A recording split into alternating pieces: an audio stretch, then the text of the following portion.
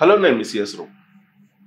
అంతర్జాతీయంగా నెలకొన్నటువంటి పరిస్థితులు, రాజకీయపరమైనటువంటి అనిశ్చితి, డాలరైజేషన్, ఆర్థిక లోటు, వాణిజ్య లోటు వెరసి బంగారం ధర పెరుగుతోంది. తాజాగా 700 రూపాయలు 10 గ్రాముల బంగారం మీద పెరిగింది. 22 గ్రాముల బంగారం, 22 క్యారెట్స్ బంగారం కనుక తీసుకుంటే 10 గ్రాములు 650 రూపాయలు పెరిగింది. మరి ఈ పెరుగుదల ఎందుకు అనంటే విచిత్రమైనటువంటి పరిణామం ప్రపంచవ్యాప్తంగా నెలకొంది. భారతదేశంలో గత ఏడాదితో పోల్చుకుంటే 40% బంగారం దిగుమతి పెరిగింది ఒక్క జనవరి నెలలో. గత ఏడాది జనవరి నెలతో పోల్చుకుంటే ఈ ఏడాది జనవరి 40% దిగుమతి పెరిగింది. దిగుమతి చేసుకున్నటువంటి బంగారం మరి ఎవరు కొనుగోలు చేస్తున్నారు? భారత ప్రజలు కొనుగోలు చేస్తున్నారా, లేదంటే ఆర్బీఐ కొనుగోలు చేస్తుందా అని అంటే, మార్కెట్లో వినియోగదారులు షాపులకు రావట్లేదు, దాదాపు 80% కొనుగోళ్లు తగ్గిపోయినాయి అని చెప్పేసి ఒక అంచనా. మరి దిగుమతులు 40% పెరిగినప్పుడు కొనుగోలు చేస్తుంది ఎవరు అని అంటే ఆర్బీఐ కొనుగోలు చేస్తుంది. ఆర్బీఐ దాదాపుగా గత నెలలో దాదాపుగా 7.5 టన్నులు బంగారాన్ని కొనుగోలు చేసింది అని చెప్పి తెలుస్తుంది. మరి 40% దిగుమతులు పెరిగాయి అని అంటే బంగారం రేటు తగ్గాలి, మార్కెట్లోకి మొత్తం ఆ 40% దిగుమతి చేసుకున్నటువంటి బంగారం రావాలి కదా వినియోగదారుల దగ్గరికి, అని రావట్లేదు. అది ఆర్బీఐ కొనుగోలు చేస్తుంది. అలాగే బ్లాక్ మనీ హోల్డర్స్ ఎవరైతే ఉన్నారో వాళ్ళు కొనుగోలు చేసి బ్లాక్ చేస్తూ ఉన్నారు. సరిగ్గా ఈ పాయింట్ దగ్గరే కేంద్ర ప్రభుత్వం చాలా సీరియస్గా ఆలోచిస్తూ ఉంది.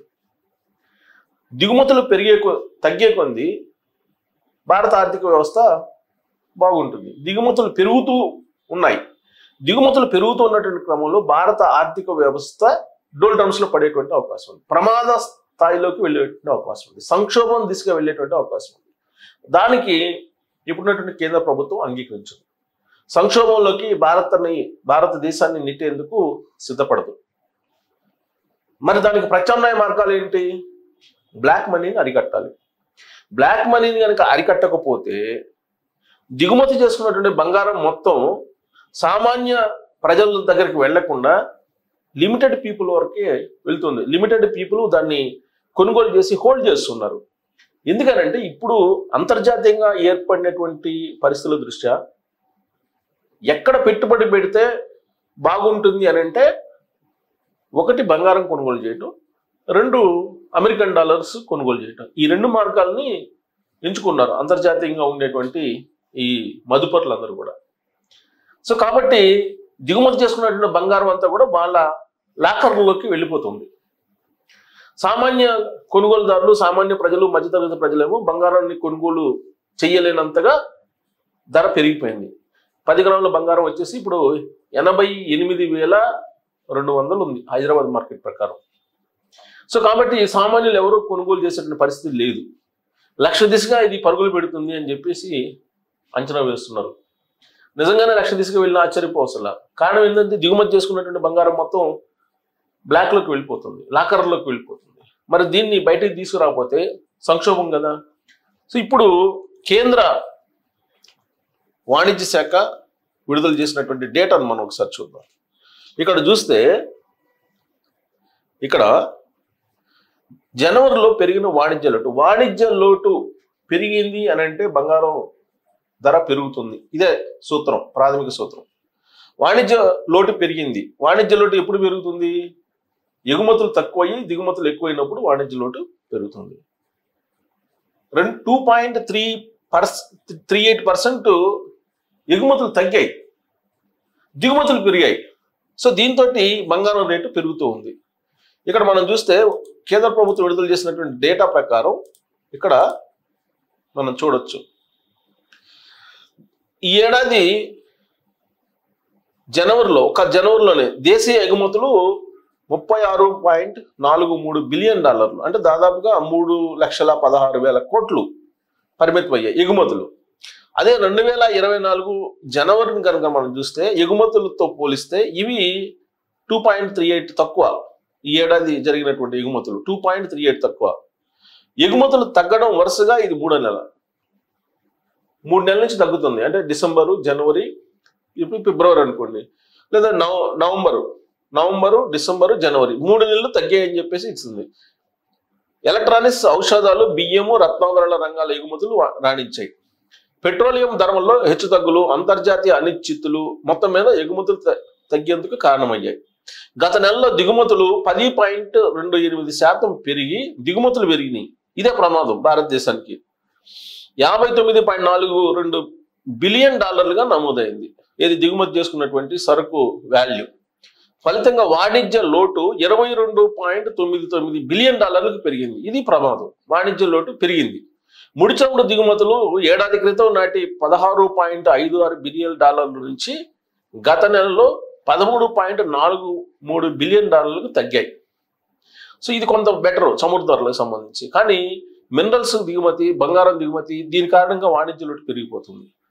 ఇక్కడ వాణిజ్య మంత్రిత్వ శాఖ విడుదల చేసిన గణాంకాల ప్రకారం ప్రస్తుత ఆర్థిక సంవత్సరం ఏప్రిల్, జనవరిలో ఎగుమతులు అంటే 2023-24 ఇదే సమయం కంటే 1.39% పెరిగింది. ఎగుమతులు పెరిగి $358.91 బిలియన్ చేరింది.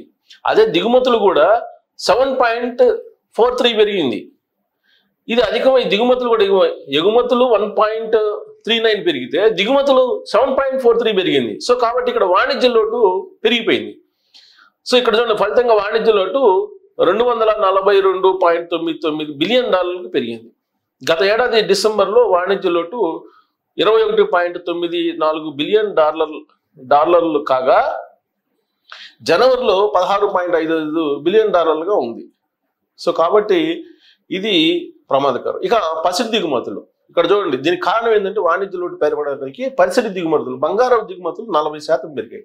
40% దిగుమతులు పెరిగాయంటే మార్కెట్లోకి యాక్చువల్గా పెద్ద ఎత్తున బంగారం వచ్చి ఉండాలి. దాని ఫలితంగా బంగారం రేటు తగ్గి ఉండాలి భారీగా. కానీ బంగారం రేటు రిటైల్గా పెరిగింది. దీనికి కారణం నేను ఇందాక చెప్పాను, బ్లాక్లోకి వెళ్ళిపోతుంది. జనవరిలో ఇక్కడ మనం క్లోజప్లో చూయొచ్చు బంగారం ధరలు చూడండి. జనవరిలో పసిడి దిగుమతులు 40.79% పెరిగి $2.68 బిలియన్ చేరింది. 2024 జనవరిలో ఇవి $1.9 బిలియన్ డిసెంబర్లో $15.27 బిలియన్ ఉన్నాయి. ఈ ఆర్థిక సంవత్సరం అంటే ఏప్రిల్ టు జనవరి మధ్య పసిడి దిగుమతులు ఏడాది క్రితం ఇదే సమయం నాటికి 37.85 బిలియన్ నుంచి 32% వృద్ధితో $50 బిలియన్ నమోదైంది. సో కాబట్టి ఇది వాణిజ్య లోటు పెంచడానికి బంగారం ప్రధానమైనటువంటి కారణమైంది. 2024-25లో వస్తువులు, సేవల ఎగుమతుల విలువ $800 బిలియన్ అధిగమించవచ్చు.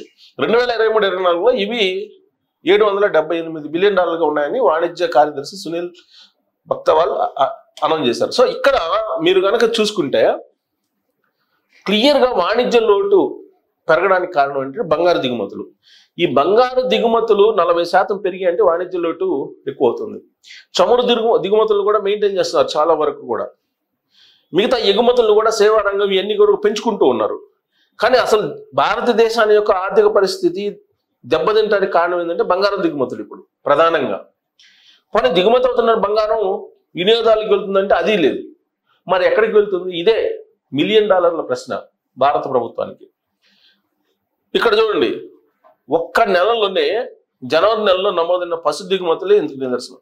ఒక్క నెలలోనే $2.68 బిలియన్ అంటే 23,000 కోట్ల విలువైనటువంటి దిగుమతి చేసుకుంది ఒక్క నెలలోనే. గత ఏడాదితో పోలిస్తే ఇది 40.9% మేర పెరిగింది. గత ఏడాది విలువ $1.9 బిలియన్ అయితే ఇప్పుడు $2.68 బిలియన్ అంటే దాదాపుగా $1 బిలియన్ పెరిగింది దిగుమతి వాల్యూ. సో ఇక డేటా ఎంత ఇచ్చాడు. సో ఆ వాణిజ్య మంత్రిత్వ శాఖ వెలువరించిన దాని ప్రకారం ఈ పెట్టుబడిని సురక్షితంగా భావిస్తున్నారు ఎవరు? పెట్టుబడిదారులు, మదుపర్లు, పొదుపు చేసేవాళ్ళు బంగారంపై నమ్మకాన్ని పెట్టుకుని భారీ స్థాయిలో దిగుమతులు చూస్తున్నాయి.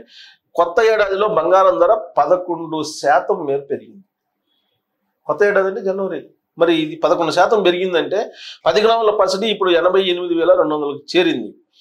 బంగారం ఎగుమతుల విషయంలో స్విట్జర్లాండ్ తొలి స్థానంలో, ఎగుమతుల్లో అది స్విట్జర్లాండ్ తొలి స్థానంలో ఉంటే మొత్తం ఎగుమతుల్లో 40% వాటా ఆ దేశాన్ని. ప్రపంచవ్యాప్తంగా ఎగుమతులు చేస్తున్నటువంటి దేశాలు అన్ని చేస్తున్నటువంటి పరిమాణంలో 40% స్విట్జర్లాండ్ ఎక్కువ గోల్డ్ ఎగుమతి చేస్తుంది ఆయా దేశాలకి.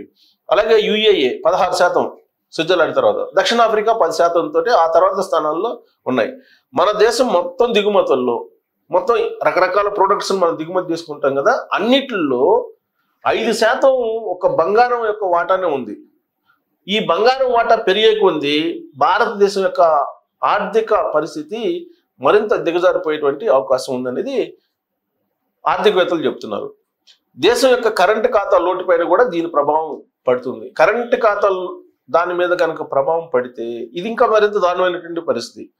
సో కాబట్టి ఈ డేటా, అఫీషియల్ డేటా ప్రకారం మనం చూస్తే వాణిజ్య లోటుకి ప్రధాన కారణం ఏం కనిపిస్తుంది మనకి? బంగారం కనిపిస్తుంది. మరి ఈ బంగారం ఎక్కడికి పోతుంది అని అంటే బ్లాక్ మనీ హోల్డర్స్ దగ్గరికి వెళ్తుంది, కుబేరుల దగ్గరికి వెళ్తుంది. ఇప్పటికే దేశ సంపద కేవలం 1% పీపుల్ దగ్గర 90% సంపద ఉంటే మిగిలినటువంటి 10%, మిగిలినటువంటి 99% దగ్గర 99% ప్రజల్లో ఉంది. అంటే మొత్తం భారతదేశం యొక్క సంపద 1,00,000 మంది దగ్గర ఉంటే 90% సంపద, మిగతా 10% సంపద అంతా మిగతా 130 కోట్ల మందికి సంబంధించినటువంటి ఆస్తిగా ఉంది. అంటే ఇది ఎంత దారుణం అంటే, మీకు అర్థమయ్యేటట్టు చెప్పాలంటే, ఒక రూపాయి ఉందనుకోండి, ఈ రూపాయిలో 1 పైసా అందరికీ ఒక 10 మందికి ఉంటే 99 పైసలు 2-3 దగ్గర ఉంది, ఒక 2 దగ్గర ఉంటుంది. అంటే ఎక్కువ వాటా కుబేరుల దగ్గర ఉంది. సంపద మొత్తం భారతదేశం యొక్క సంపద 90% పైగా కుబేరుల దగ్గర ఉంది. లిమిటెడ్గా ఉన్నటువంటి కుబేరుల దగ్గర 1% ఉన్నటువంటి కుబేరుల దగ్గర ఉంది. వాళ్ళే ఫోర్బ్స్ జాబితాను వెల్లడిస్తూ ఉంటారు. వాళ్ళు ఇప్పుడు దిగుమతి చేసుకున్నటువంటి బంగారాన్ని అంతటిని కూడా కొనుగోలు చేసి అది స్థిరమైనటువంటి పెట్టుబడిగా భావిస్తూ హోల్డ్ చేస్తున్నారు. ఇది భారతదేశానికి ప్రమాదం, భారతదేశ ఆర్థిక వ్యవస్థకి ప్రమాదం. అందుకే ఇప్పుడు కేంద్ర ప్రభుత్వం సీరియస్గా ఆలోచిస్తూ దీనికి ఏదైనా ప్రత్యామ్నాయంగా చట్టాన్ని కనుక తీసుకురాకపోతే, ఇదే ఒరవడి కనుక కొనసాగితే, ఇదే తరహాలో బంగారం ధరలు, బంగారం దిగుమతులు పెరుగుతూ ఉంటే భారత్ని ఎవరు కాపాడలేరు. వికసిత్ భారత్ కాదు, చీకటి భారత్ అయిపోతుంది అనేది ఆర్థికవేత్తలు చెప్తున్నారు. సో అందుకే లాకర్లో ఉండేటువంటి బంగారాన్ని బద్దలు కొడితే తప్ప భారత ఆర్థిక వ్యవస్థ నిలబడేటువంటి అవకాశం లేదు. గతంలో వరల్డ్ వార్ II వచ్చినప్పుడు భారతదేశంలో ఉండేటువంటి వాళ్ళు బంగారాన్ని అంతా కూడా ఎవరికి వాళ్ళే ఇచ్చారంట, యుద్ధం చేసేటువంటి సైనికుల కోసం వాళ్ళకి ఆహార పదార్థాలు అందజేయడానికి వాళ్ళకి. అలాంటి పరిస్థితి స్వచ్ఛందంగా వచ్చి బయటికి లాకర్లో ఉండేటువంటి బంగారాన్ని తీసుకొచ్చి ఇచ్చేలాగా నరేంద్ర మోడీ గారు ప్రత్యేకమైన చట్టాన్ని తీసుకొస్తున్నారు. ఒకవేళ వాళ్ళు కనుక ఇవ్వకపోతే, ఇలానే బ్లాక్ చేస్తే కఠినమైనటువంటి చర్యలు తీసుకునేలాగా చట్టాన్ని రూపొందించాలనేటువంటి ఆలోచన చేస్తున్నట్టు కూడా తెలుస్తుంది. అలా కాకుండా మెతక వైఖరితో కేంద్ర ప్రభుత్వం కనుక వ్యవహరిస్తే, ఇప్పుడు ఏదైతే బ్లాక్ మనీ కొంతమంది కుబేరుల దగ్గరికి పోగుపడుతుందో అదే తరహాలో బంగారం కూడా పోగుపడేటువంటి అవకాశం ఉంది. ఇప్పటికే 30,000 టన్నుల బంగారం భారతదేశంలో ప్రైవేటు వ్యక్తుల దగ్గర ఉంది, ప్రజల దగ్గర ఉంది. ప్రజల దగ్గర అంటే కుబేరుల దగ్గర ఎక్కువ ఉంది. అది కాకుండా అదనంగా మళ్ళీ దిగుమతి చేసుకుంటున్నారు. ఇది మరింత ప్రమాదము అనేటువంటిది ఇప్పుడు ఆర్థికవేత్తలు చెప్తున్నటువంటి క్రమంలో నరేంద్ర మోడీ గారు త్వరలోనే దీని మీద సంచలనమైనటువంటి చట్టాన్ని తీసుకువచ్చేటువంటి అవకాశం ఉంది. లేదంటే ఈ ఒరవడి కనుక కొనసాగితే భారతదేశం అభివృద్ధి చెందుతున్న దేశం జాబితాలో ఉన్నది కాస్త పేద దేశంగా ప్రపంచం గుర్తించే స్థాయికి వెళ్ళి పతనం అయ్యేటువంటి అవకాశం ఉంది అని చెప్పి ఆర్థికవేత్తలు చెప్తున్నారు. మరి ఈ బంగారం దిగుమతులు పెరిగినటువంటివి ఎటుపోతుంది అనే దాని మీద మీరు కూడా మీ అభిప్రాయాన్ని తెలియజేయచ్చు. ఇలాంటి వాళ్ళని కట్టడి చేయడానికి ప్రత్యేక చట్టం అవసరమా లేదా అనేది కూడా తెలియజేయచ్చు. Thank you very much.